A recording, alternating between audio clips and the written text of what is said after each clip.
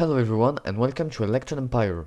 Today I'll show you a good component list for a gaming PC for a budget of about $800.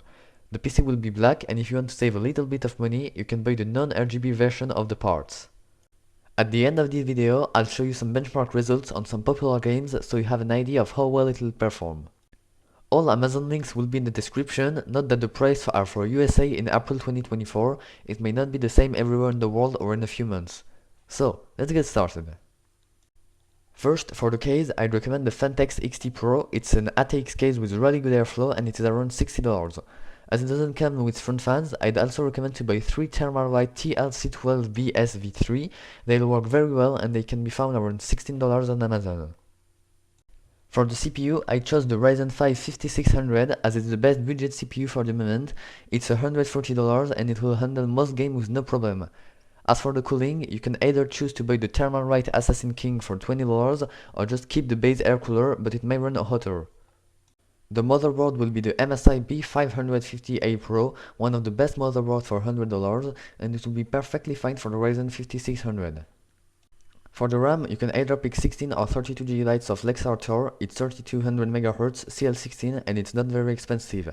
You can get 16 GB for $42 and 32 GB for about $70. Now you'll have to make a choice. You can either buy a XFX RX 6650 XT, which will bring the final price to around $735, and you can go with the ASRock 6750 XT, which will perform about 25% better, but the final price will be about $850. We'll finish with the SSD and the power supply unit. For the SSD, I'd recommend the Silicon Power UD90. It's about $60 for 1TB and reaches about 5000 MB per second in read speed.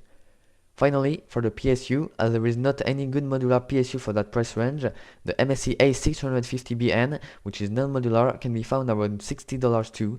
It's 650 watts and will even support future upgrades. Now, let's look at the benchmarks.